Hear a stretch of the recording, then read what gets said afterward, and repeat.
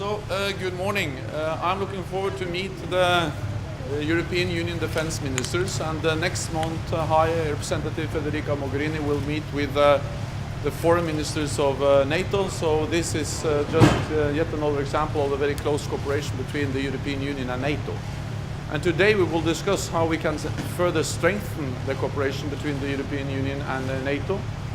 In July, I signed a joint declaration with President Tusk and President Juncker, and we will today discuss how we implement that declaration in many different areas, for instance, like maritime cooperation, like exercises, but also on the issue of development of capabilities in NATO and the European Union.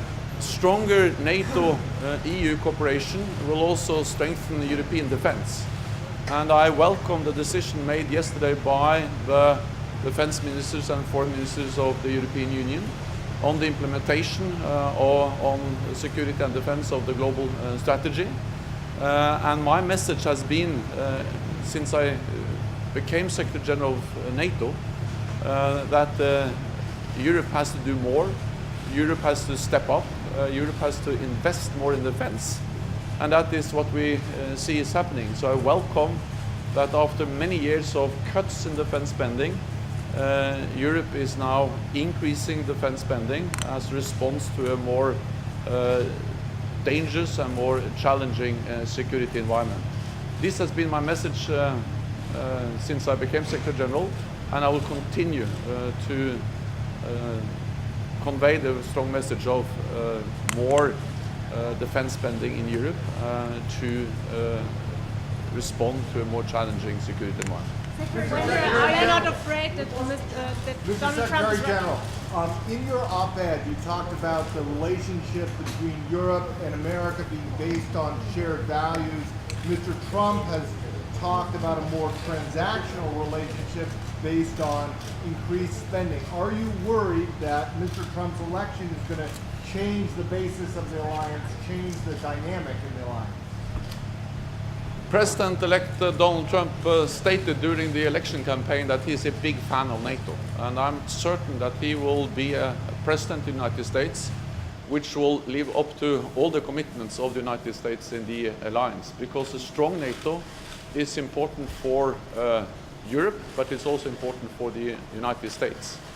He also pointed out the importance of increased defense spending, that Europeans are stepping up their efforts to invest more in defense. And I absolutely agree with him. That has been the message from American leaders, US leaders for many years. And the good thing is that we now see that Europeans are actually investing more in defense. They are investing more in defense in Europe. And therefore also contributing to a fairer burden sharing. Secretary General Donald Trump talked to President President yesterday between President-elect Trump and President Putin. Do you think that the time is right to try and normalize relations with Russia? First of all, I think it is a very normal thing that President-elect Donald Trump speaks to world leaders, including, of course, the leader of Russia. And the message from NATO has been that we want dialogue with Russia. Russia is our biggest neighbor. Russia is there to stay. And especially when tensions run high, especially when we face many different security challenges, it is important to have dialogue, to have channels for political dialogue open with Russia. That is NATO's message, and that there is no contradiction between strong defense and political dialogue.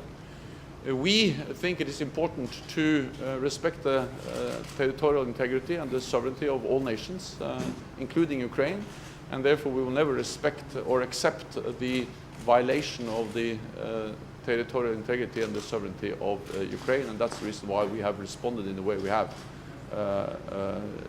to the Russian aggression against Ukraine. Mr. Secretary General, Russian Foreign Affairs Ministry today spread a statement, and they say that joint Georgian NATO exercises are a threat for the region.